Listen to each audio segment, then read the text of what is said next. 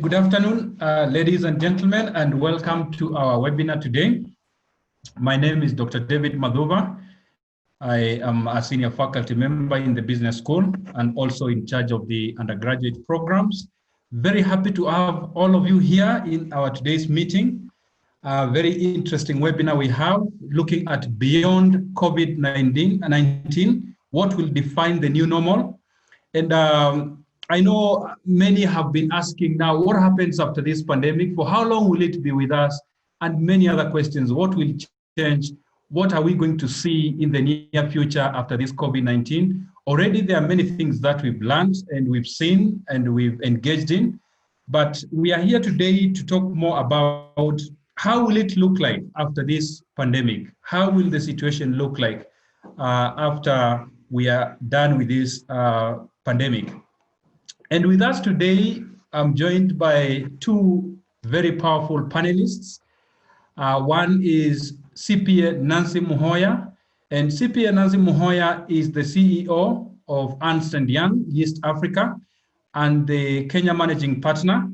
And Nancy holds an MBA in strategic management from the University of Nairobi and is an alumnus of the then Strathmore College. So she's actually one of us within Strathmore community. Nancy is passionate about diversity and inclusion. She has spoken in various forums during this pandemic on some of the things that we are seeing and we are likely to see after the pandemic. And she's with us here today to share a little bit more insights on how it will look like after this pandemic. In 2016, she was presented with the prestigious Top 40 Under 40 award by the Business Daily in Kenya, an award that she deeply cherishes. At a personal level, Nancy is married, she's a mother, blessed with two talented boys. So Nancy, welcome very much to our forum today. We are very happy to have you. We are also joined by Dr. Jim McPhee. Dr. Jim McPhee is a senior faculty member in the business school. And he's a figure, he's an icon when it comes to accountancy and the practice of accounting. He has many accolades. He's a director, sits in different boards of different companies we have in Kenya. And he's quite passionate when it comes to accounting, audit, financial matters, and matters to do with tax, of course, including issues to do with fraud and cybercrime and governance. He has many years of experience. He has interacted with many. He has mentored many of us here. And I'm happy to have him with us today. Welcome, Jim McPhee. We also have Samuel Kirago, who has been supporting us and has been really instrumental in this.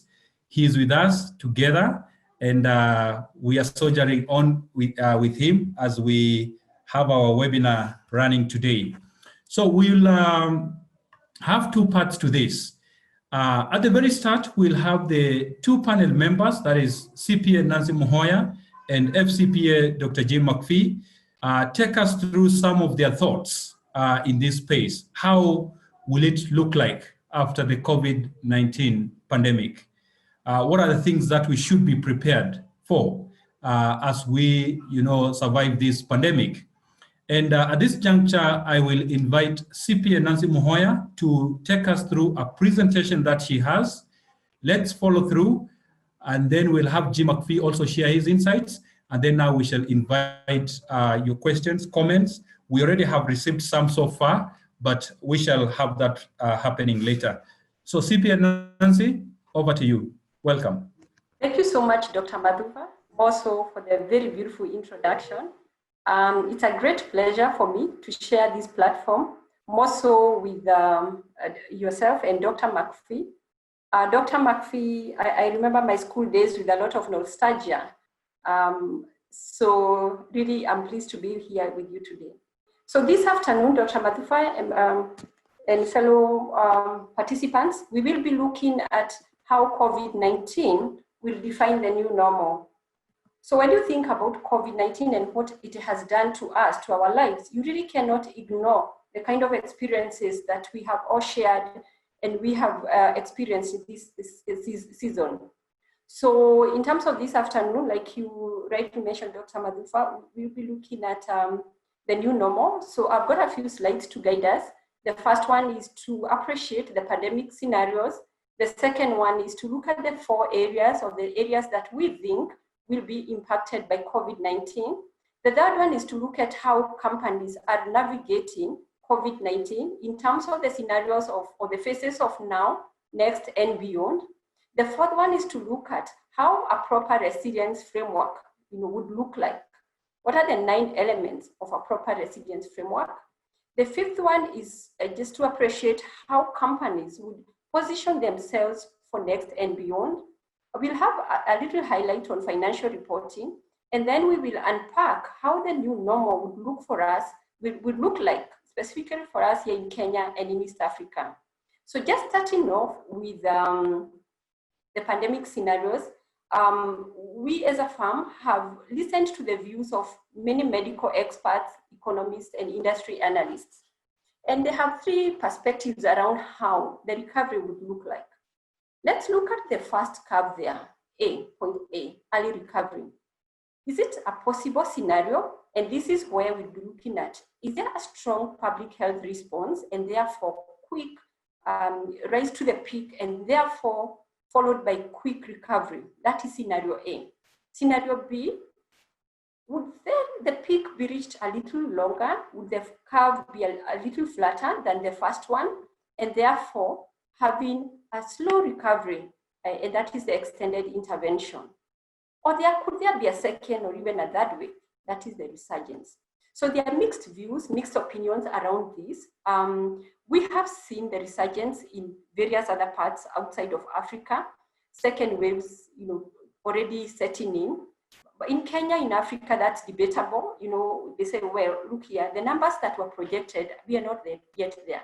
So that means the resurgence may not be a likelihood in Africa, may not be a likelihood in Kenya. But again, no one knows, like you rightly say, Dr. Madufa, we really don't know how this COVID will happen. We really don't know what's in store for us. It all depends on how well citizens, Kenyans outside of Kenya, behave in terms of taking up the government measures in prevention of the pandemic.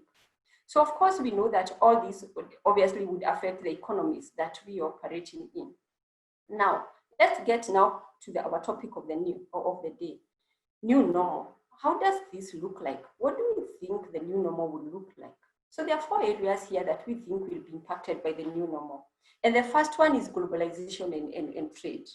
So COVID-19 is a pandemic that has revealed just how vulnerable globally integrated supply chains can be.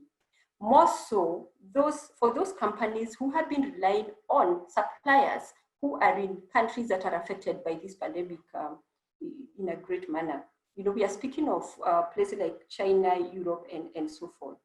In the medium term, we think that the pandemic will drive risk mitigating procedures that obviously will be designed to track employee health, reduce human-to-human interactions, and so forth. And this would be the areas of robotics and AI vision systems. We have seen in some airport centers where robotics, for example, have been used for thermal screening and so on. There could also be a move from offshoring to nearshoring, largely because of the disruptions in supply chain. So when you think of globalization and trade, this obviously then, because of the disruptions in supply chains, then it is reasonable to expect that there could be anti-globalization trends. Yeah, this is one of the areas that could have a lasting impact. The second area that we think that will have a lasting impact is in the area of technology and innovation. This pandemic may lead to a fundamental rethink of where and how we work. It is a pandemic that has suddenly, overnight, changed our world of work. Because of the social distancing measures that have been implemented, we see an increased move to digital payments. We want to go cashless. In Kenya, we have seen that move. Most of us are using M-Pesa payments as an example. Then also, when you think of the reduction of human-to-human interactions, there is also more uptake of video conferencing. just such a platform like the one we are on this afternoon. And we have also seen more and more of virtual classrooms. As we all sit on this call, we know that our children somewhere in a different room could be in an online classroom. I mean, really, we haven't experienced that before. And we have also seen an uptick of telemedicine. So just moving on to the next area that we think could have a long-lasting impact and therefore could be described as a new normal is the impact on the society. So what exactly are we talking about here? Increasingly, we know that a lot of people are not covered by health, health insurance and so forth. So there's a lack of health coverage, more so for people in informal sectors. And of course, it raises the question as to, could they even afford the testing where we have governments that are not offering these testings for free? So, and of course, when you think about even the testing, then it has other wider implications. So if the testing is not being done comprehensively, what does that mean?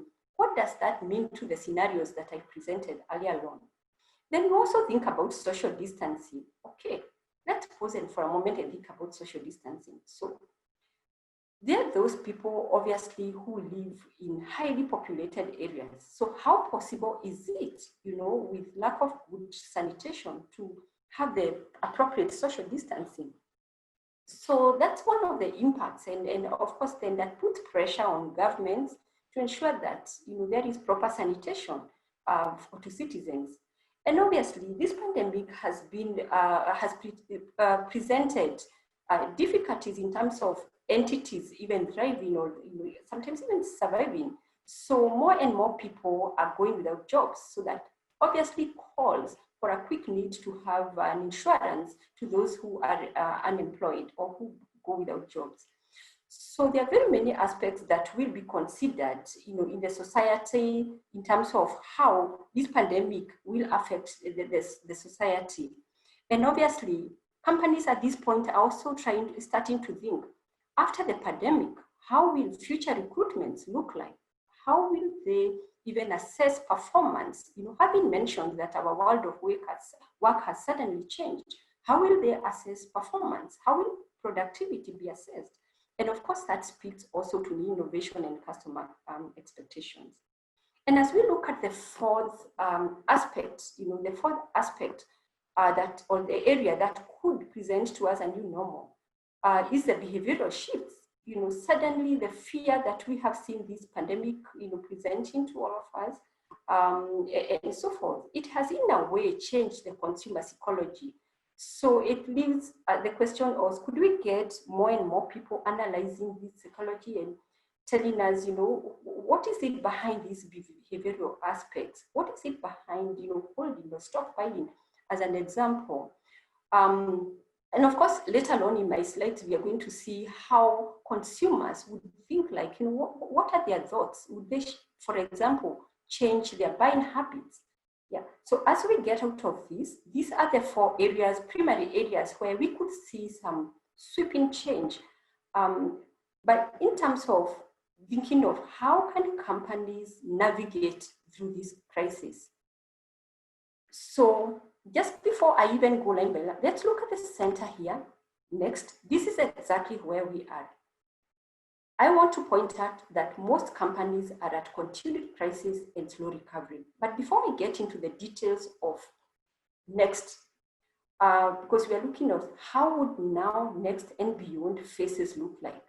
Then now was at the start of the first case in wherever countries were announced. In Kenya, for instance, mid-March, this found entities struggling with, it was more of how do we navigate this?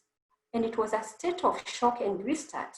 It was a situation where entities had to pause and think, how do we quickly respond to this crisis? And after responding, how do we continue planning, or how do we continue running the business? And there are three aspects that came to mind for most companies at that point. And the first one was to quickly set in and protect the workforce and their people. The second one was to secure financial stability. And the third one was to continue operations. So that went on, and for the last few weeks, we have seen now companies increasingly getting into the next phase. Now reality has set in that, wait a minute, this COVID is not about to go. This pandemic is not about to subside. In fact, we have not reached the peak in Kenya. So companies are at a point of now looking at how then can they quickly adapt operations. And number two, how can they increase their resilience? So there are those two aspects here. One, adapting operations, and two, increasing resilience. And we are going to look at that in a moment, in a short while. Beyond that, although we really don't know how long this pandemic is with us, companies are already starting to think like, okay, if it is here with us for a longer time, how will the new normal look like? How will the companies need to reframe their purpose, as an example? How will they seize new growth opportunities? And again, we will unpack that further. As we unpack that, as I said earlier on, we are going to highlight how a proper resilience framework for the CFOs in the room, what would you be considering? For the COOs in this room, what would you be considering if you were to look at a proper enterprise resilience framework? Now, allow me to get to the next point. In terms of a proper enterprise framework, and how, and of course, this encompasses the now, next, and beyond. This resilience framework has 9 aspects. It's got the aspects, just to name but a few, of supply chain and global trade. It's got the aspects of talent and workforce. It's got the aspect of customer safety and brand protection. It's got the aspect of risk. It's got the aspect of technology. It's got the aspect of insurance. I don't think any of these aspects of this resilience framework surprises any of us. Let's take insurance as an example. Increasingly, we have seen entities take up the force majeure clause on their contracts. Could that have been a discussion that would have taken a little bit of more time previously in the last 2-3 years? Maybe not. But as we speak, because of interruptions of contracts, because of cancellation of projects and so forth, then you find your general legal counsel getting in and whispering, can we look into this force majeure clause as an example? Let's look at the area of risk. This has always been a discussion in the boardrooms, but you find that now with this pandemic, this discussion has been louder. It needs to be louder than it has been. So as I proceed to the next aspects of how the new normal looks like and how companies can navigate this crisis, let me take you to the next point where we were, the next. Remember, I did mention that we could look at this in 3 phases. In terms of now, the immediate shock and crisis management. In terms of next, adapting operations and building resilience. And in terms of beyond, the reframing of the future, the redefining of purpose. At this moment, let's take a moment and look at adapting operations. How does this look like? Adapting operations is not more of companies thinking of fixing their supply chain, restarting production if they had paused, looking at how their customer access is and ensuring that that is seamless, reducing to costs, to cut costs in the short term, streamlining structures, and so forth. And this is where you find increasingly organizations are even having to revisit, as an example, their real estate requirements. After all the lessons that we have learned on our new world of work, most of you are working from, you're listening to it from your houses. Organizations are at a point of looking at the real estate requirements. Do we really need all that space? Could it come down by 20%? Could it come down by 30%? And that's a valid discussion. So in terms of key considerations, organizations or companies are putting reaction schemes, continued supply chain. Since they have experienced disruptions, then they would see if the business is to continue without those disruptions, what do they need to do? I mentioned about the cutting of costs in the short term, securing liquidity, again in the short term, maintaining sales and distribution, and sustaining viable operational levels, as well as communication. How can organizations, are they focusing on communications based on needs of functions, and more, of course, knowing the challenges of virtual working, and so forth. So in terms of adapting operations, those are the considerations. And of course, not to forget the government stimulus that have been implemented. You look at Central Bank of Kenya, for instance, the capital reliefs, the monetary policies, and so forth. The organizations making use of these. Look at what the banks, as an example, are also doing in terms of relief measures, payment holidays and loan restructuring and so forth. But we do know, despite all this, most companies are struggling to survive, obviously, even with such state aid. Let's now move to the next place, or the next area that I did mention of increasing resilience. In the face of next, companies are managing in a restricted business environment, and therefore it is critical for them to increase resilience. At this point, they will need to focus on, or they will need to continue focusing on, achieving lower and more agile costs. They need to continue increasing on their workforce flexibility. They'll need to continue maximizing on their digital customer access, to name but a few, as well as enhancing digitization, automation, and so forth. Key considerations here is a stage of return to long-term productivity. It is a stage of long-term lower cost structures. Remember, in adapting operations, they were looking at immediate term, short term. Now we are looking at a longer term. It's a stage of re-engineering supply chains for lower risk exposures. It's a stage of establishing stronger risk monitoring and management for the future, and so forth. And there's much more we could discuss here today. But don't forget to those aspects. One, companies in this phase must adapt operations, and two, they must build resilience. Don't also forget the resilience, the enterprise framework, the 9 aspects that still continue to be on this slide. Now, when you look at the phase of beyond, how can companies reimagine business through purposeful lenses? So we do know that COVID-19 will be here with us for some time, and we don't know how long. But how is that shaping companies' behaviors? We see, for instance, Zoom's daily active user account has increased by 340%, as an example. So what companies, let's take like Ford as another example. Traditionally, Ford was not known to produce face shields, but now we do know that they are producing face shields. Demand of face shields has driven them there. And other companies, what are they thinking in terms of other possible new products that they could bring on board? Are they exploring different, go-to-market channels, as an example? Are they reimagining relationships with their suppliers? I gave an example of even a real estate requirements. Are they looking at that? Are they reimagining such requirements? Do they think they need to change?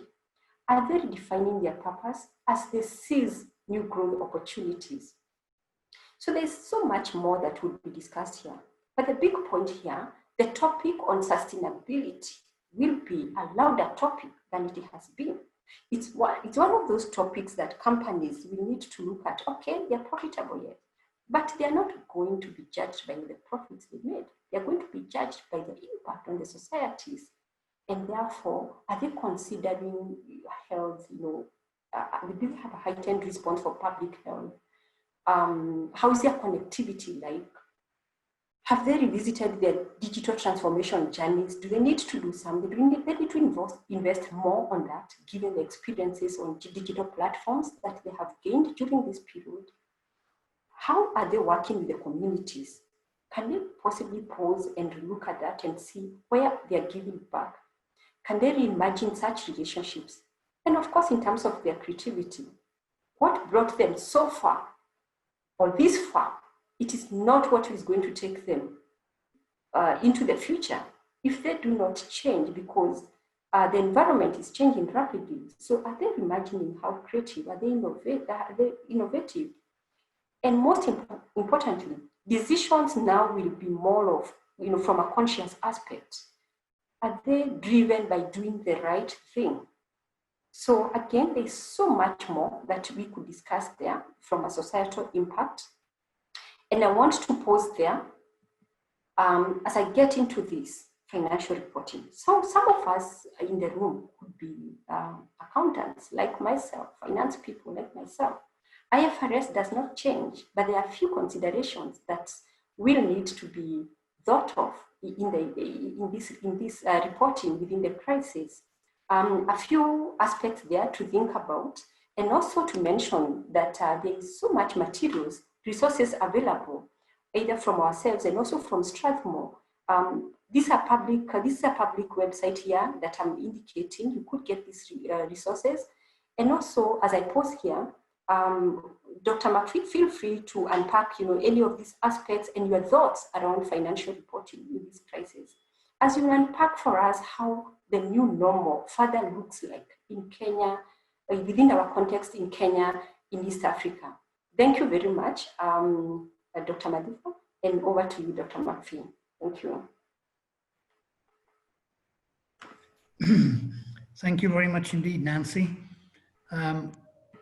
Since you've covered everything, I don't have to say anything at all. So, but, ladies and gentlemen, I'm an accountant and I like to talk numbers, but one of the problems that you will know very, very well is that it's very difficult to get reliable numbers. I'm going to give you an example of this. The reason why I want to show you this is that, it's very, very difficult to get reliable numbers from anyone. One of the things that I'm very, very much against is the new tax on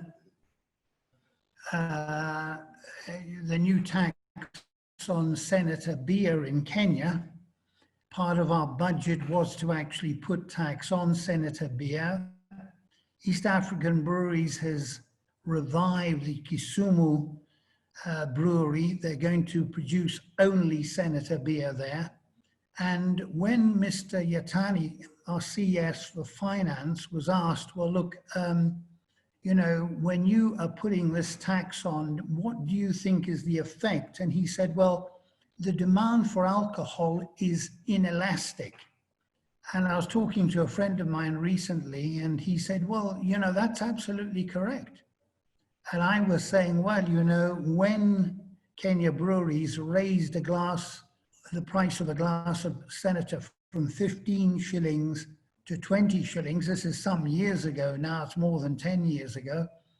The fact is that 33.33% increase in price, and you can't raise it from 15 shillings to 16 shillings because how are you going to give 4 shillings change? People don't carry shillings any longer. But that 33.33% increase in price caused a 44% decrease in volume of Senator consumed. And when 6 years ago, CS Rotich raised the price from 10 shillings to 20 shillings, it actually caused a collapse in the market. 9,000 bars closed down. He never raised the money that he wanted to raise in tax. And I say this because, you see, when we talk about a new normal, one thing that is not going to change is that people in government continue to make decisions without looking at the facts on the ground. And this worries me because, as this friend of mine said, look, the demand for alcohol is inelastic. The point is, if the price of Senator is going to go up, people will turn to Chang'an. But that's illegal. So, think about the whole thing of prohibition in the United States of America. People were drinking alcohol illegally. But, recently, I wanted to write something about stock exchanges because it is my own belief that stock exchanges have actually served their purpose. Whether I'm correct or not is another story, okay? I feel that today private equity is the way to go rather than to actually go to a stock exchange. But at the same time, it's one of those things. So I wanted to establish how many stock exchanges there are around the world. And I went to Investopedia. By most estimates, approximately 630,000 companies are now traded publicly around the world. I wanted to have a look at the cost benefit of having the International Accounting Standards Board in London, people who are just simply complicating accounting for the purpose of complicating it, to my mind. I'm a little bit strong, sorry, in my opinions, and I apologize for that, but if you just bear with me a short while.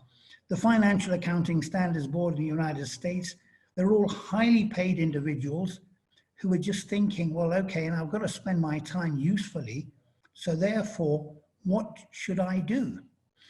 Well, I've got to complicate matters, you see. It's rather like people in government. We are becoming totally over-regulated in Kenya. And this is driving business out of the country. I have the latest figures for foreign direct investment in Kenya, but that's a bit of another story. But anyway, here we have this person, okay, Ryan Furhman, saying that there are 630,000 companies. Well, in reality, the number is very, very much smaller. And if you come here to this person, Quora, you know, in this particular case, there are 108,790 listed companies around the world. If you actually go to the World Bank, in the same number, same number here, they say that the total now is 45,740 companies.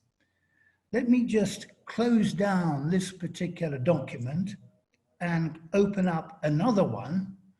And in this case here, I'll just show this particular, sorry, I am opening up the wrong one. Here we go. So this is, you know, the International Financial Reporting Standards, IASB, the International Accounting Standard Board. This page was last updated on the 30th of March, 2017. And this is the number of domestic listed companies all over the world.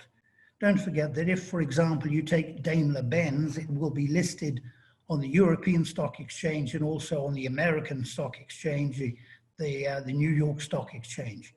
You then also have foreign listed companies. It's not a big number anyway, but if you add these two figures together, you'll get a total of 52,104 companies. If you go to the World Bank, you'll get the number is 33,000. So to try to establish the veracity of any number in the world today is in fact incredibly difficult. But you know, I always feel that, you know, if you're going to talk at all, it's always a very important thing to actually talk with facts, because it's so easy, I think, to actually, you know, be talking and not really talk about very much at all. You know, I read the newspaper.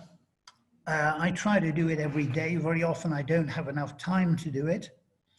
But there was an article here, and in fact, it was on Thursday last week, Thursday, the 11th of June, 2020. Sossion, state has to prioritize protocols for post-coronavirus learning. And there's this school, you know, you can see this young man here. Wow, I wonder what he's going to be in a few years' time. I would like to talk to that young man. He looks a very, very interesting person. But you know, this is half a page in The Nation written by Mr. Sossion, and it says absolutely nothing. Nothing, nothing, nothing. So, you know, the point here really is that I could be here talking for quite a long time. Interesting eyes, that lady there, eh? But anyway, in this situation here, it's so easy for us to talk and, you know, really not say very much. And I think one's always got to be very, very critical of that, because, you know, I once was attending a seminar run by one of the big 4 firms, and the partner was talking about the single source of truth. Because I know myself, very often I write for the Institute of Certified Public Accountants an article on the government budget, and when you try to reconcile those numbers, the 3 different documents have 3 different numbers, and we're talking about the same number. One thing which is interesting here, and this is going to become a major problem to my mind in the future of Kenya, is that there are 46,000 people living in the streets of Nairobi, well, in the streets of Kenya, really. And I'm sure that you're aware of this. It's something that we're going to see very much more of. It's very common in India. You know, when I was in Mumbai, you see people, you know, sleeping, living in the street, really. And, you know, these people are finding the coronavirus situation extremely difficult. Why? Because they live on people passing by and giving them money. And very few of those people now have enough money. And I say this because I was talking to an American friend of mine. He's got some money from the US. He gives it to a gentleman down in Eastlands, Moses Muthaka is his name. He hands out food to people in the slums. They're absolutely starving. So the sooner we get our economy back to normal in Kenya, normalcy as we actually say, but you know, that's a word which was used by an illiterate American president. And the problem all the time actually is, you know, well, it's a little bit difficult to actually accommodate that word. But that's, the sooner we get our economy back to normal here in Kenya. I was advocating last Thursday in a meeting that I was attending, that the schools be reopened. To my mind, the children in the estates have exactly the same chance of getting coronavirus as they do if they were back at school. Now, you could argue, well, at least in the estates, they're keeping their distance and so on. You know, let's be realistic about this. And especially if you go to some of the poorer areas, you'll find that people do not, in fact, keep their distance. This is an article. I'm a subscribe to this particular oilprice.com. I try to follow the price of oil because it has a very big effect on the economy of Kenya. 1/4 of our imports into Kenya cost basically is the price of oil, petrol, diesel, and paraffin. We no longer, from the September 2013, our refinery in Mombasa is no longer working. We now buy the finished product. But in this case here, this is an interesting article.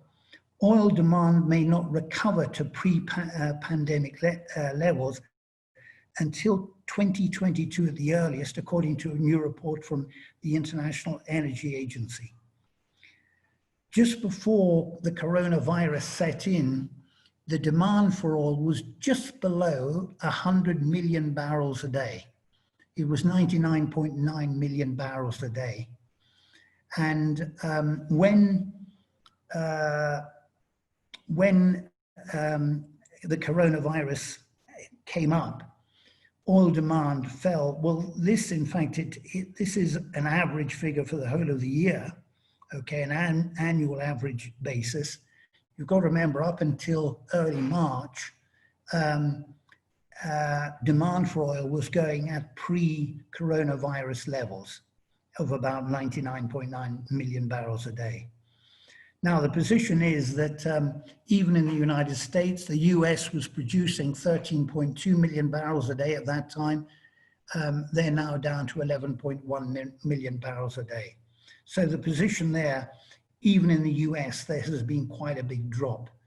And if you remember, at the end of March, the OPEC plus, the OPEC countries plus Russia, Kazakhstan, etc., these countries then said, okay, well, we're not actually going to have an agreement about oil production. We're not going to cut back oil production. We're going to just produce as much as we can. And oil fell to a price where if you wanted to offload oil in some places in the United States, you actually had to pay the person to take your oil.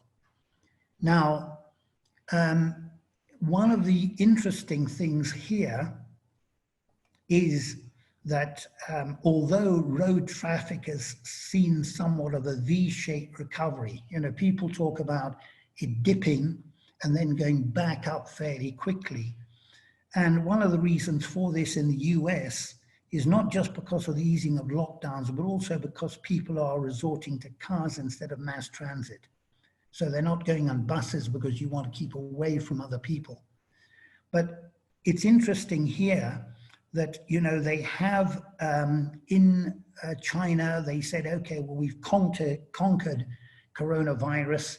But then what happened was the further easing of lockdown protocols around the world will likely lead to rebound in demand in the second half of 2020, although Beijing said on Tuesday that all schools will temporarily shut down in the capital due to new coronavirus cases, highlighting the persistent danger of the pandemic.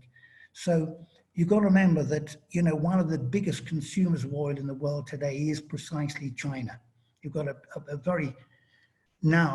fairly well-off population of 1.3 billion people. It's very, very much bigger than the United States population of 315 million. So the fact is that, you know, what China does is going to have a great effect on us here. When the pandemic sort of hit China first, what happened was that, what happened in this particular case is that we then had a breakdown of supplies, in fact, in Kenya, because we have 4 big ships that come into Mombasa every month from China.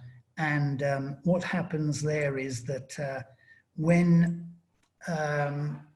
when China had this COVID-19 to begin with, what happens there is that those ships were no longer coming. And a lot of the small and medium-sized enterprises in Kenya were getting into a little bit of a panic because they, in fact, operate very, very much on Chinese imports. And very often they're dealing with all sorts of, you know, cheaper commodities. And there was a breakdown in the communication, the transfer of those items to Kenya. That has now reversed itself. And I was in a board meeting just immediately before I came to this particular meeting. And the view of some of, you know, dealing with managing directors and heads of companies listed on the NSE and so on, the fact is that people feel that we are going back to normal in Kenya. And that means that, you know, well, we will probably start seeing traffic jams arise again. But let's face it, we just don't know how people are going to behave. The earliest that restrictions are going to be lifted for the schools in Kenya is something which is very difficult to know, but I don't think we're going to see the schools reopening before September. This is what people are talking about at the moment. It's very difficult to know that. But it's interesting, you see, you know, when we actually have a look at the Kenya government situation, I was looking at the Tanzania budget numbers And, next year, we're actually going to spend in Kenya on paying our government debt. The number this year is 441.5 billion shillings. It's larger than any other number in our budget. If you take the largest item on which a vote is required is the teachers, the TSC, that is at 266 billion shillings. Defense is below that, it's 100 odd million billion shillings. So the fact is the biggest single number is this year is going to be our debt, which it was last year as well, and it's 456 billion shillings. It is budgeted that the government will spend 500 billion shillings paying salaries. Now, I mentioned a moment ago that the teachers actually get 266 billion, so more than 50% of government salaries are paid to teachers, government school teachers, either in primary schools or secondary schools. So, and we're not talking in that number about university lecturers, Tibet lecturers, the Kenya Medical School, and et cetera, et cetera. There are all sorts of entities which are not included in that 266 billion shillings. But I was looking, as I say, at the Tanzania number. Tanzania this coming year is projected to spend 480 billion shillings on its debt. That is 24 billion shillings more than we are going to spend in Kenya. And I think it's always a very important thing, Well, I remember when I was doing my PhD, my supervisor, Professor Pauline Wheatman, she would always say, what the hell are you doing, sort of comparing things, I always feel that, well, this is what we do in life. When Wanjiku next door buys a Mercedes, your wife is going to come along and say, Wanjiku's just bought a Mercedes. And, the hint is there. We compare ourselves constantly to what's going on next door. But I think it's important here to actually realize that some people are saying, this is a slightly different article, but some people are saying the fossil fuel industry has faced an oversupply problem as well as a public relations problem. But the main thing is really an oversupply problem. Why is that of interest to us in Kenya? Well, the first thing is, it's one of the reasons why petrol was selling at 82.90. If you go to the petrol station, which I suggested you go to, it's now gone up to 87.90 in that same petrol station.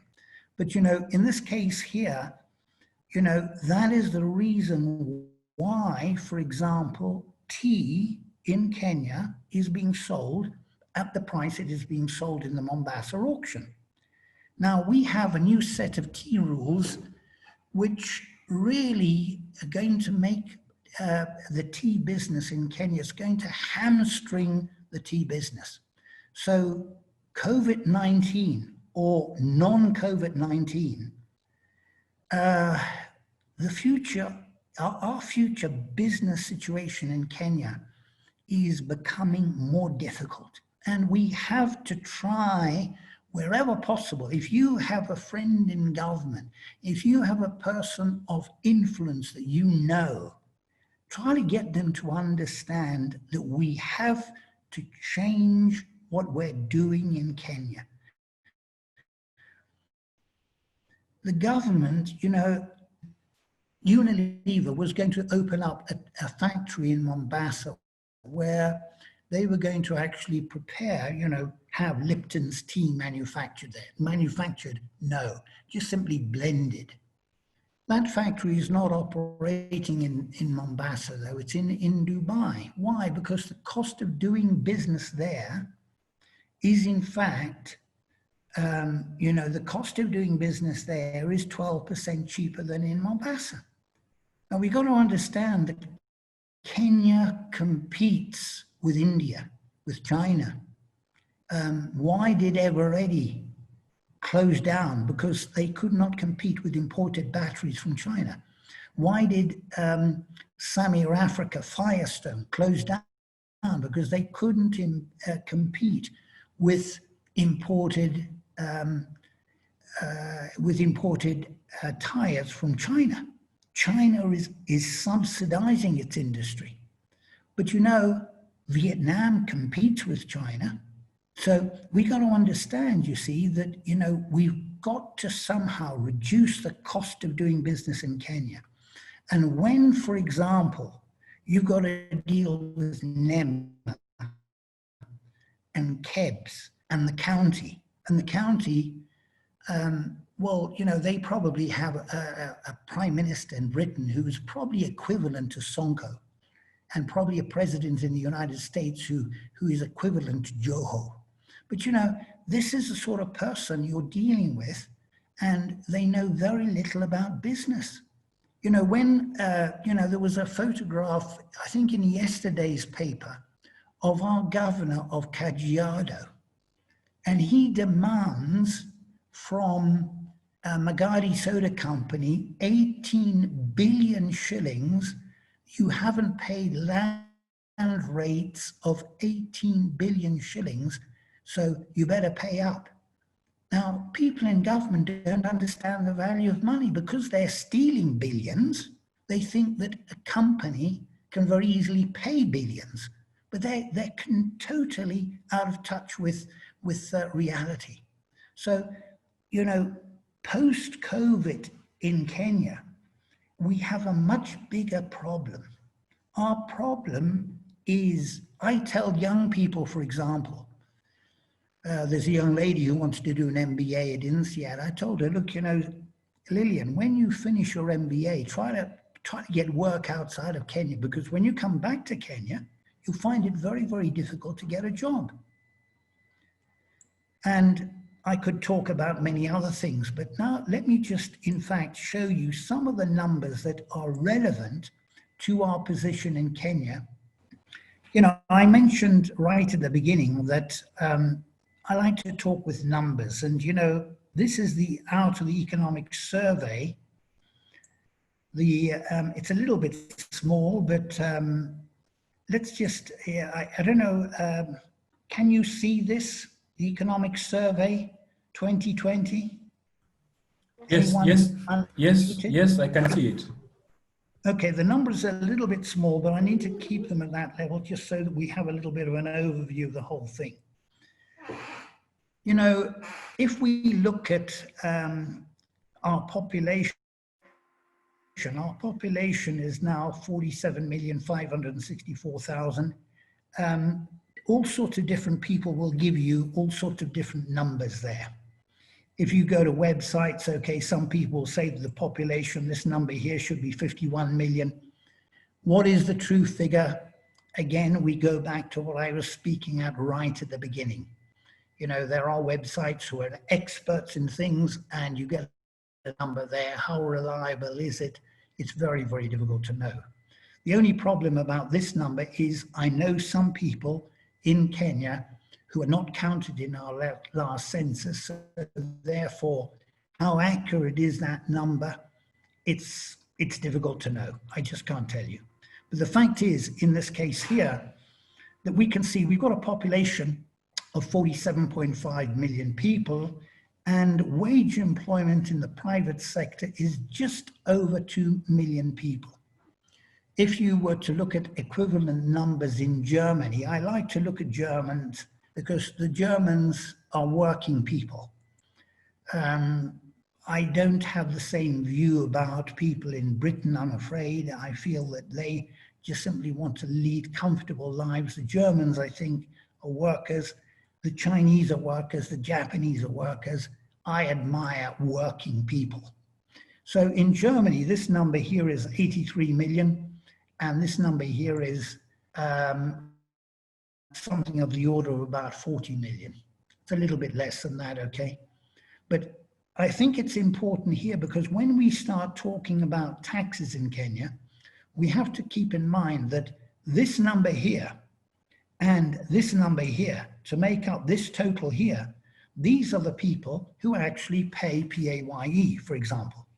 And PAYE is a very, very substantial proportion of our income for government in Kenya. We have to keep in mind that everyone pays VAT. And when we talk about spreading the tax net, I think it's always important to keep in mind that if I'm a casual worker and I buy soap, I buy cooking oil, I buy all sorts of different things, I will be paying VAT. And I know I have a subscription to Safaricom, and I don't know whether we're not paying VAT on it now or whatever, but my subscription cost to Safaricom postpaid has gone down very, very significantly, because normally it includes a tax element. And let's face it, you know, which is the most profitable company in Kenya? The answer is Safaricom. Safaricom's capitalization is 1.2 trillion shillings. That one company, the total market capitalization of the Nairobi Securities Exchange is 2 trillion shillings.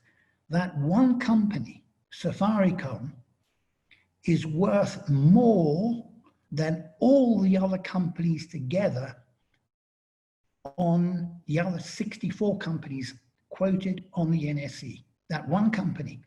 Why? Because we love talking in Kenya. That's why I'm talking now, actually. But anyway, the situation here is that Kenyans love talking. So Safaricom, you know, I remember shortly before he died, I met Bob Collymore, and he was talking to, at that particular time, he was the head of the Kenya Chamber of Commerce. I forget his name, but anyway, he's a very, very, you know, he's a lawyer. Wow, what an incredible mind he's got. But anyway, in this case here, Bob Collymore was saying, well, you know, look, I think I'm going to phone up some of these CSs and tell them, you know, look, what are you doing? Because actually I pay your salary. You know, you've got to keep in mind that the amount of tax that is collected by Safaricom for the government is something phenomenal. And the profits that they make, the profit that Safaricom makes is greater than the value of beer drunk in Kenya, Uganda, and Tanzania, sold by East African breweries. So the fact is, you could say that we're a drinking nation. No, we're a talking nation. We love talking. And let's face it, you know, a lot of the one-inchi will use Safaricom, will use M-Pesa. They're paying tax. And we have to keep that in mind constantly, because, you know, so many of us say, well, you know, it's a very small number of people who pay tax in Kenya. We've got to have balance in that. But you see, what I've done here is I've looked at the number of people who are working in the private sector. If you add up these numbers here, they do not come to this total here. I've just taken the bigger numbers. You can see here that the biggest number is actually in manufacturing.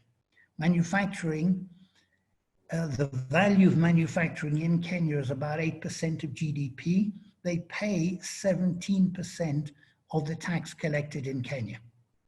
And you can see that the increase in manufacturing, this number here, the 1.23%, if Uhuru Kenyatta wants this to be 15% of GDP, this number has to be 33 1/3%.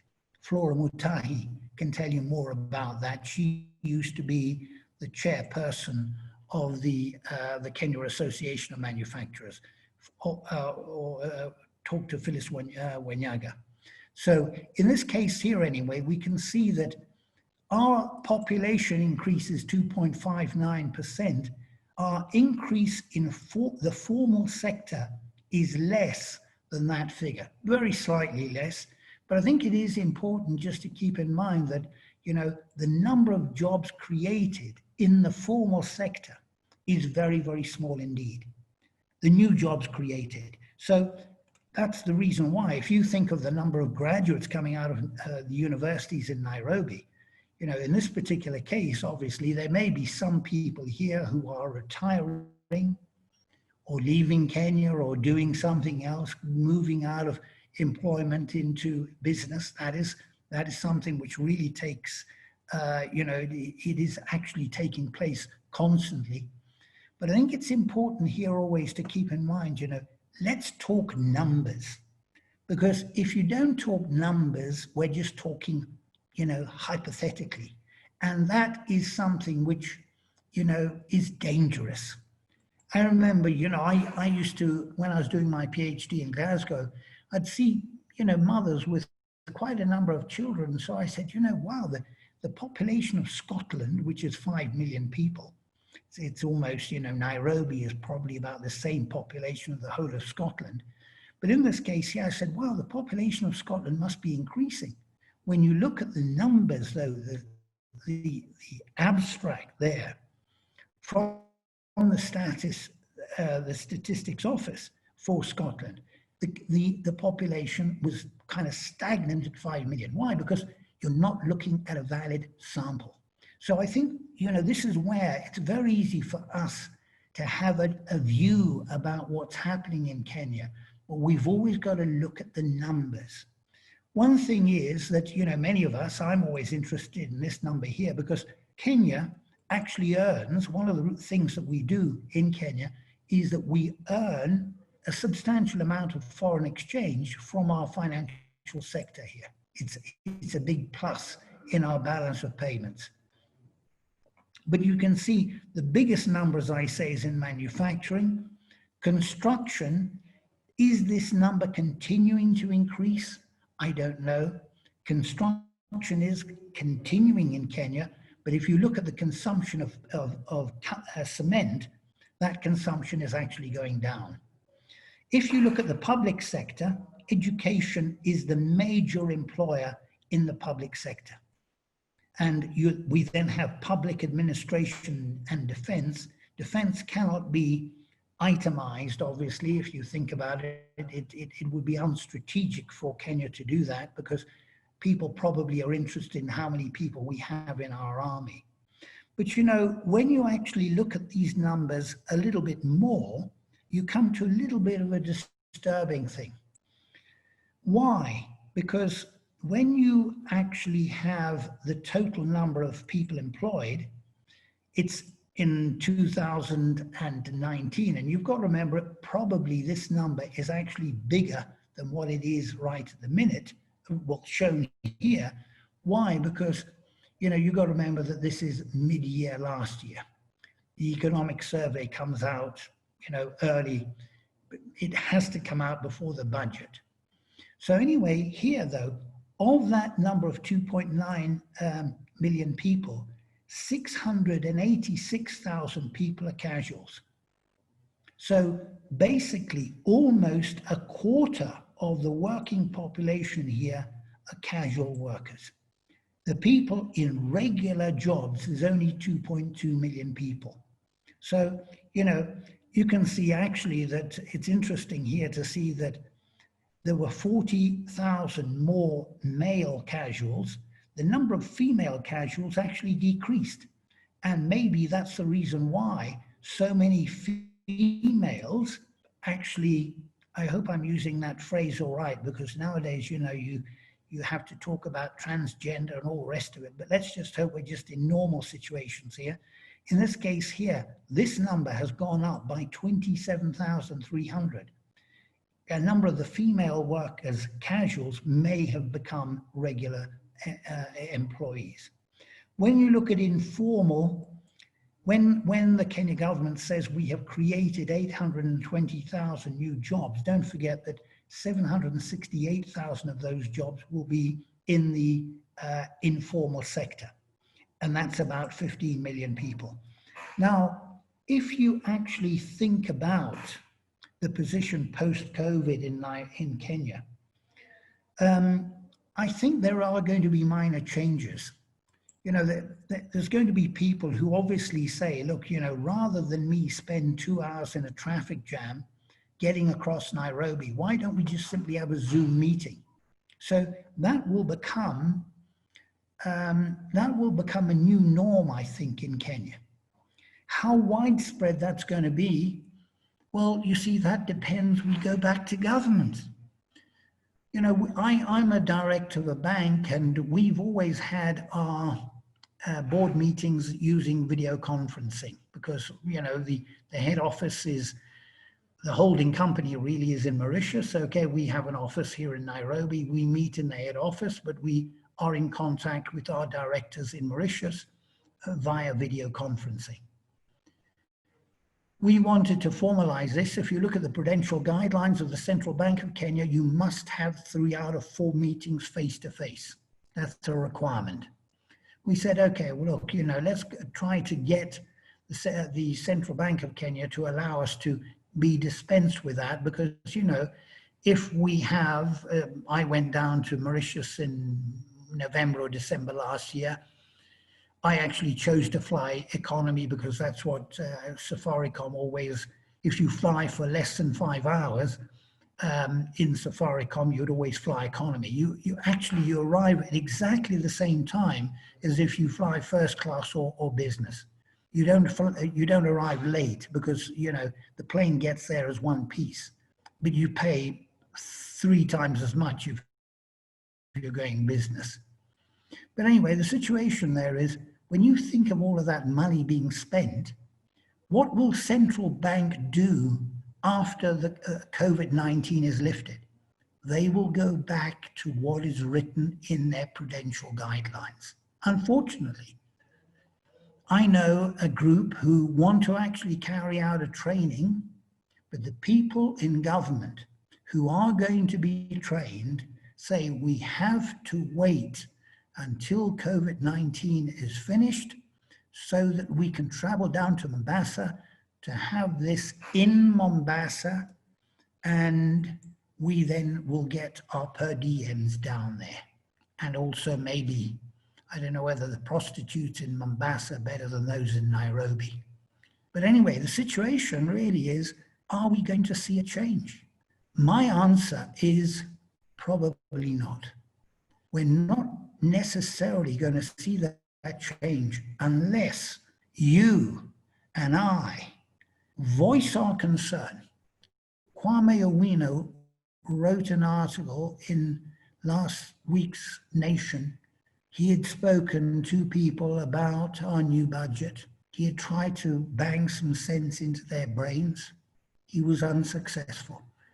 Kwame Owino is a very, very clever man. I remember attending a seminar with him before we had our new constitution, and he asked this member of the committee of experts, how do we pay for all of this additional government expenditure? How do we pay all these salaries?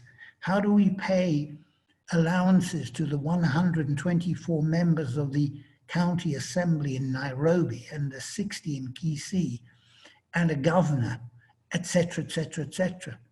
And this member of the committee of experts says the counties will generate their own economic resources. I wonder if that man has ever been to Kilifi County. What is the reality today?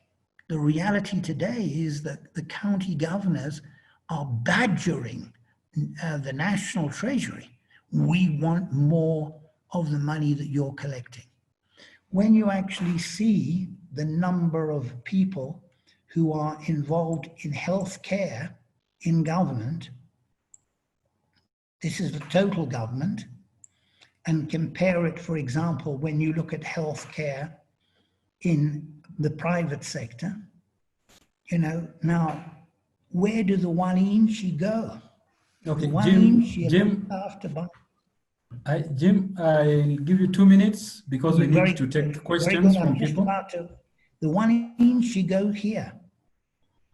And, you know, I was talking to someone the other day, and he was actually saying, look, you know, what's going to happen in, you know, in Kenya, you know, and these people, he is involved in helping people in the slums to actually get food. And he says, you know, one of our problems is that the people in government don't care. So, ladies and gentlemen, you know, I'm sorry, I'm a little bit pessimistic here.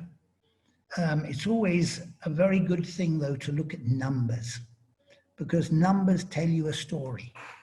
You know, here, for example, when you think about health care amongst our Wananchi, is it right that 43,400 people look after the health of, let's say, 44 million people? 3 million people are probably well off in Kenya. The other 44 million are going to be looked after by these people here. It's not enough. So you and I have to change public opinion. We have a duty to do this. We have to try to get people in power in Kenya to change so that the Wananchi of Kenya get a better standard of living. Let me stop at that point. Thank you. Thank you. Thank you very much, Jim, for the comprehensive coverage of the issues. I was taking note, and I think you've raised about 11 matters that we'll need to take care of, right from tax, the stock exchange, the reporting standards, matters, education, people in the streets, the price of oil, government, what the government should do, the behavior of people, matters to do with budget, population, employment, and issues to do with having meetings done virtually, and a reconsideration of the way we've been doing things before. CP and Nancy talked about 3 matters: the pre-COVID, the next, what the period after COVID, during COVID, implies, and what will happen beyond that. And Nancy talked about resilience, especially during this time, where we really have to exercise a lot of resilience. We have to survive through the COVID. And the message which was coming from her presentation is more of, we have to learn to survive and live with COVID-19. That is a message. But towards the end, she also talked about the period beyond, the post-COVID, where societal impacts will be very important. And Nancy, on this point, I want to put forth a question which was shared by the participants before. We had compiled a list of questions here, and the participant talks about the fact that societal impacts will be pronounced post-COVID. And the question is, what should we expect in terms of sustainability and matters to do with shared value by corporations? You could respond to that, together with another question here on what should we do to be prepared to adjust to the new normal? Nancy, you could respond to those two. Thank you so much, Dr. Mabifa. I'm happy to take the 2 questions. So in terms of shared responsibility and values, look, organizations have got to rethink their purpose. What is their purpose? And when we know that there are entities who are profit-making, and of course we have public sector, but now the purpose goes beyond profit. And therefore, like I mentioned in my presentation, the topic on sustainability then becomes louder. It becomes louder in the sense that they have got to think way beyond the profit. They have got to think in terms of communities. How are they giving back? We have seen organizations increasingly thinking of giving back to the less fortunate. Even governments are thinking of giving back to them. That has been the norm. But going forward, that will be louder than before.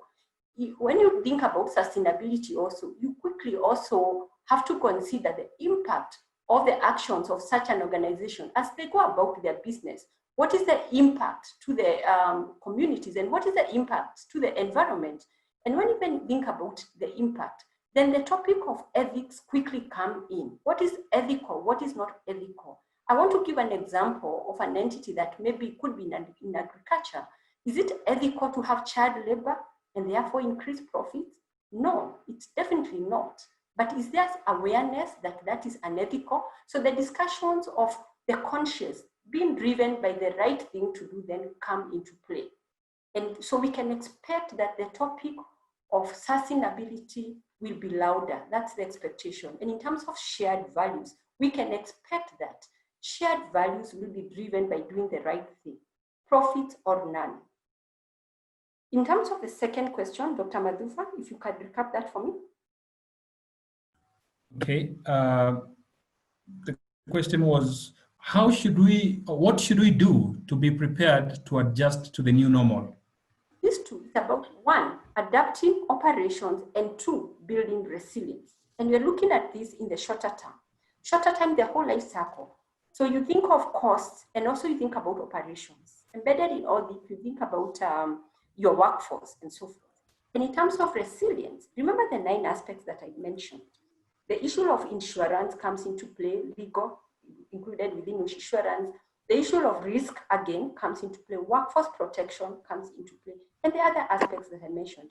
So an organization must have a robust resilience framework in order to prepare for life after COVID and to continue thriving in the new normal after COVID. We really do not know how long this COVID-19 will be with us. It could be the next 12 months, 24 months, 36 months. We don't know. That sounds the longer term. And that's the beyond, looking at the purpose. What the purpose of the organization? So will it need to redefine that purpose? That's a question. Will it need to reimagine new opportunities, to seize new growth opportunities, to look at different go-to-market channels, to look at different products and services? We do know that consumer behavior has suddenly changed with the experience that organizations and individuals have gone through with COVID-19. So what are the new products like? How do they look like? And therefore, you find increasingly even entrepreneurs coming in to define products that are important and that will be taken up in the new normal. Thank you, Nancy, for that. Then I have 2 questions here for Jim.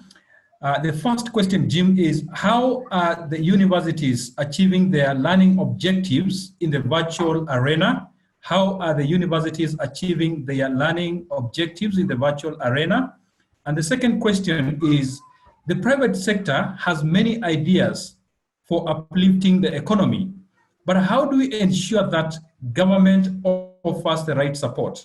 The private sector has many ideas for uplifting the economy, but how do we ensure that the government offers the right support? Jim, if you could kindly respond to the 2. All right. The first thing is, one has to keep in mind, you see, that not all Kenyans have access to computers and the internet.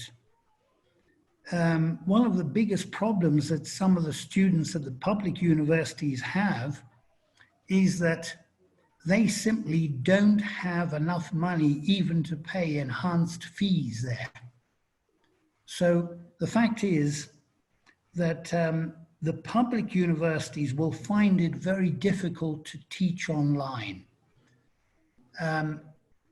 You will obviously have them going into that because it's something which they're pushed into, they're forced into that. And it could be a very effective way of teaching. However, you know, one of the findings that people have on online courses around the world is that many people start, very few people finish. There was an exception once where a lecturer at Stanford decided to put his computer course online, and he actually had 10,000 people around the world attend this particular course. And it's not easy to get into Stanford. It's quite a good university in the United States, okay? So, but he actually decided, well, not only will I put the course online, I'm going to put the examination online as well. And his findings were, first of all, the number who actually dropped off the course followed the usual curve. Very few people actually finished the course abroad. Although 10,000 started, it was close to 1,000 who finished. 9,000 fell off. But the interesting thing was that not one of his Stanford students was in the top 50 of that examination. a young lady from Pakistan was #1 in the world in that exam. So the fact is, teaching online can be very effective. The big thing is, however effective the teaching is, the learning is a different matter. And unfortunately, young people in Kenya today, one of the things that they've learned is how to cheat. So you can have a student attending a class and he's lying in bed listening to music with his computer on, supposedly, you know, he's just turned he's obviously muted the microphone, and he's also canceled the video. So I'm afraid that my own experience is that postgraduates are fairly serious, but you know, even in my postgraduate classes, I have people on their mobile phones in class. I have a friend, Mr. Ndeda is his name. He's an engineer. He decided to do a master's degree at the University of Nairobi in engineering. He was with young people in that master's class. They were on Facebook and on their phones during class. So I ask, how serious is learning in Kenya today? There are some people who are incredible students, absolutely first class. You wouldn't get better students anywhere in the world. But for the majority of people, learning online is not going to be effective because unfortunately, they don't really have that desire to learn. That's my own opinion, I feel anyway. The private sector, you see, you know, someone was talking to me this morning. If a dam could be built on the Congo River, the amount of water that goes down the Congo River is 20 times as big as the amount of water that goes down the Nile. If a dam could be built, because the Congo River, when you're in Kinshasa, I've never been there myself, but people will tell me, if you're on one side of the river, you can't see the other side. It's so wide. If a dam could be built there, we would have enough electricity for the whole of Africa. But, you know, will we get a dam there? No, because why? There's chaos. And you see, one of the biggest difficulties in life is working with facts. What are the facts, first of all? The journalists have met recently. Newspapers may be something which die after coronavirus. The media industry is going through very, very difficult times. But the position there is that, you know, some of the media companies may not survive coronavirus. They may just simply fold because people are not advertising. If the economy gets going again, people will start advertising, but we hope and pray that that's going to happen. But a lot of people are really bleeding in the media industry. But, you know, one of the problems is that governments in Africa don't want the truth. They don't want to be criticized. And, you know, this has a terrible, you know, I was talking a little bit earlier about this single source of truth. If we don't accept that, if we don't actually think about it and say, now look, okay, demand for alcohol is inelastic, but if you price senator out of the pocket of the Mwananchi man especially, women tend to drink far less, he's going to turn to Chang'an. But you know, will people in government change? Now, you and I have to speak to people in government individually and get them to understand they have to change. Because if, you know, you can make as much noise as you want, But, you know, unless government, Matiangi the other day came across a situation where, well, you know, people are, they caused a terrible traffic jam up at Rurioni because the police are just demanding bribes left, right, and center. And Matiangi then realized that this was the case. But, you know, he probably knew that this was the case anyway. So these are people who hold back the economy of Kenya. They're like the highwaymen of the old who used to rob stagecoaches and things like that. There's a constant meeting with the government. The police have got to stop stopping lorries. They're holding back trade between here and Uganda and Rwanda and South Sudan, etc. But do they listen? They just think about themselves only. So we've got to get people to think about Kenya. Kenya is competing with Vietnam, with India, with South Korea, with Malaysia, with Singapore, with China. Unless we, each one of us, becomes another Eliud Kipchoge, we're just simply not doing enough. We have to convince people at the top of government, change, because otherwise you're killing Kenya. Thank you. Thank you, Jim, for that. And actually following on that, participants, if you could give us like 5 minutes just to take one question each for each panelist, and then we can close the session. Jim, following up on the trade and what we need to do, I have a question here from Jane Kilonzo. The move to be less reliant on imports of items that we can manufacture will have to be done sooner than later. Which industries can we have quick wins to avoid this disruption in the supply chain? Which industries can we have quick wins to avoid this disruption in the supply chain? Theft of resources by the government officials may not stop immediately, but there are areas that we can have quick wins. Jim, what's your take on that? Well, you see, you know, in the year 2019, our trade deficit was 1.21 trillion shillings. Our exports in Kenya cover 35% of our imports. Now, to explain the whole reason why, you know, when you think of the balance of payments, it was a negative figure of 567 billion Kenya shillings. And how that is made up, you know, it's a little bit, it would take me a little bit of time to actually explain.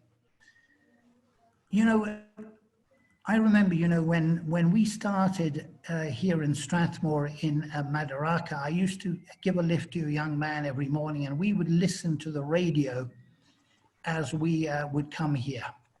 And Procter & Gamble at that particular time were introducing a sanitary pad for ladies called Always. And, you know, Johnson & Johnson, the people who produced the talcum powder and so on, actually had a manufacturing plant manufacturing sanitary towels in Kenya. They went out of business. Why? Because people demand quality. So, you know, we actually do produce many things in Kenya. But number one, we have to think about the price. I have to take a lower salary if necessary. But the average Kenyan will not do that. We want to become millionaires. You know, everyone in Kenya wants to appear on the front page of The Nation or The Standard or some newspaper. Each of us have got to be content with less. And we've got to lead by example. And, you know, the problem is, though, that will this be achieved? I don't know. But also, the other element here is we have to demand quality. I remember I was once in a session where Chris Kirubi was onboarding 15 young people, incredibly clever young men and women, into Centum. And his the point that he made, he says, look, you know how jobs are done in Kenya. Don't do that when you come to Centum. We want quality work. We don't want rubbish. We, you and I, each one of us has to demand quality work, whether it's fixing a tap or a light bulb or a lock or whatever. We have to demand quality. And this has got to be something that we have to spread throughout the economy. Work has got to be done well. We have to be able to compete with China. I once brought a computer back from the United States. It collapsed.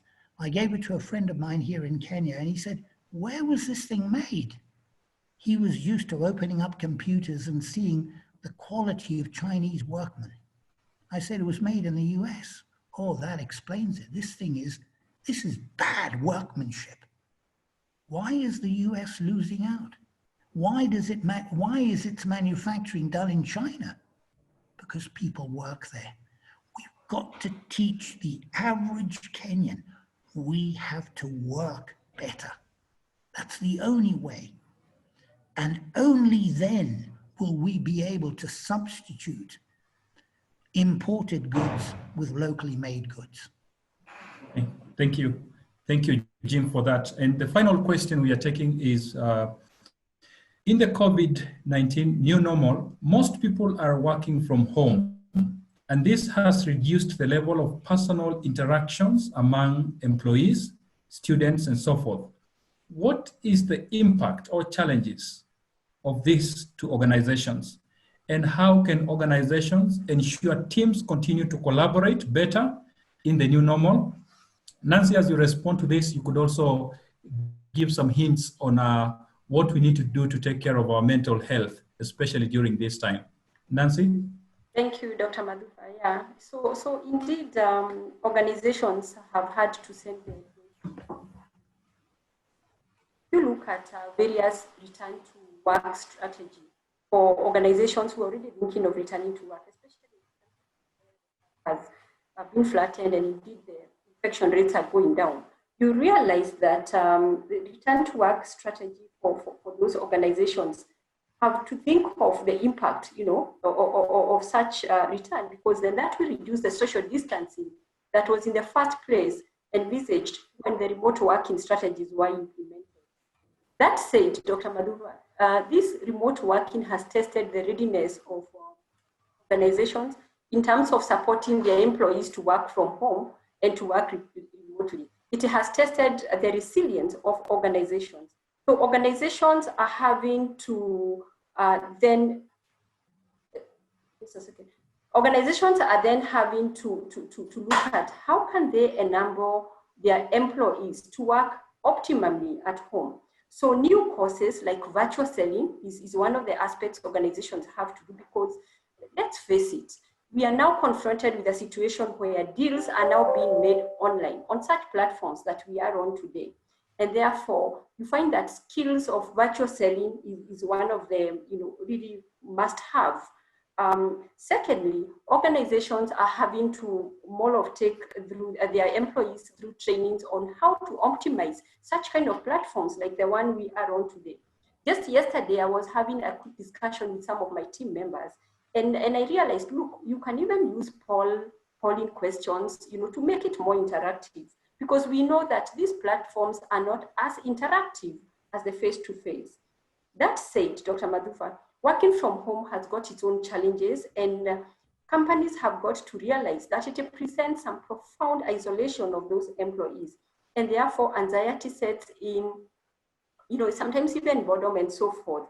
And therefore, companies must plan for wellness programs, mindfulness, even financial aspects, because we know that, and like I mentioned, consumer behavior has suddenly changed. So because of the fear and the anxiety that this pandemic has left us in, employees and individuals are spending less and less, more so on luxurious products. So companies must be well aware of such change of consumer behaviors and how this is affecting the mindfulness of such employees.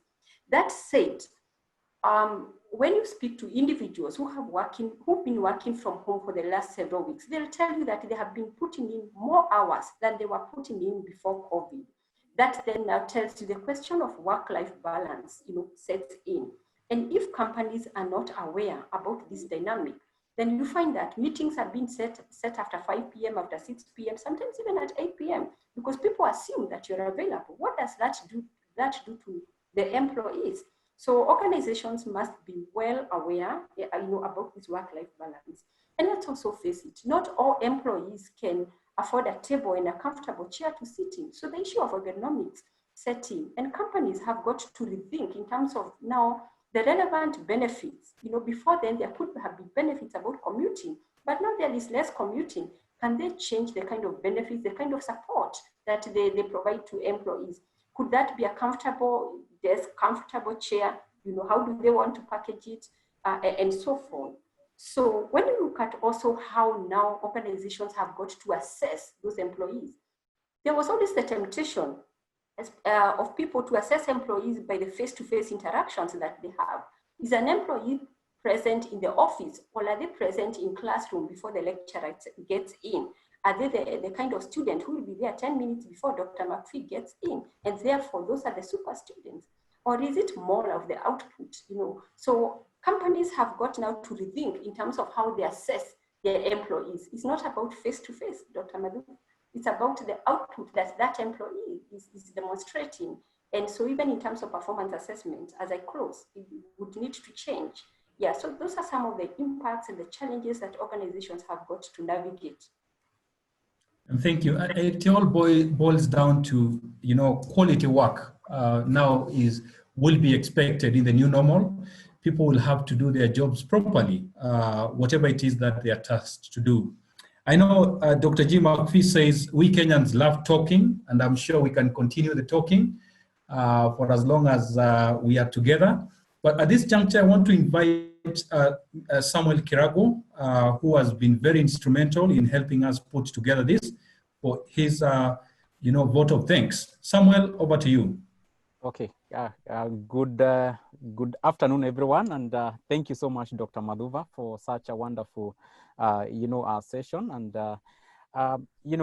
just like what Dr. Madhuva has said, it's a few weeks ago, we came up with this idea of having this webinar, and it's so great to see that it has happened, and it's been great. And this webinar will not have happened, without the support of various people. And first of all, I would like to say a very big thank you to all the participants. Without you, we will not have had this webinar. So thank you so much for joining. And I'm sure we'll have more webinars at Strathmore University Business School. So you are very, very much invited. And also, I would like also to say a very, very big thank you to CPA Nancy Muhoya for such a wonderful presentation. We appreciate the collaboration between Ernst & Young and Strathmore University Business School. And we are looking forward, to more collaboration opportunities in future. So once again, thank you so much. And to Dr. Jim McPhee, our teacher, and you're still our teacher even now. Thank you so much for such a, very informative presentation, which was actually very thought-provoking. And yes, you have not talked about accounting, but you have talked about the environment that will be producing the accounting numbers. So in a way, you have also talked about the accounting. So thank you so much. And as Nancy said, we appreciated the support that you gave us as your student. And, we are very much, honored to share the same platform with you. So once again, thank you. And for Dr. Mathufa, thank you so much also for all your efforts in organizing these webinars at Strathmore University Business School. And your input in selecting the topics of discussion is highly, highly appreciated. And last but not the least, I would like to say a very, very big thank you, to Change Ogwanka and the entire team at Strathmore Business School. You have worked tirelessly, behind the scene to ensure that this webinar has been a success. So thank you so much for all the work that you have done. And I now hand over to Dr. Madhuva. Over to you, Dr. Madhuva. Thank you, Sam, for that. And on behalf of the Executive Dean, Strathmore Business School, I want to pass his gratitude and thanks for taking time to participate in this webinar. We've been lining a series of webinars, this being the 16th webinar. And as you can see on the screen there, we've shared the next webinar, which will be on moving forward with public-private partnerships in a post-COVID era. And this will be on 23rd of June. And we invite you all to, log in, subscribe, and get to participate. And to you all participants, thank you so much. To panelists, Nancy and Jim McPhee, thank you so much. Sam, I know there's something you didn't say that you're calling all the way from Canada. I saw you struggling with a greeting there. Is it an afternoon, a morning, or something? But we are really grateful for your support. And to our support team, Change and Caroline Munene, our events manager, thank you very much. And to everyone, have a nice evening. For those of us who are in Kenya, and to Samuel, have a good time wherever you are. Thank you very much, and see you in our next webinar. Goodbye, everyone.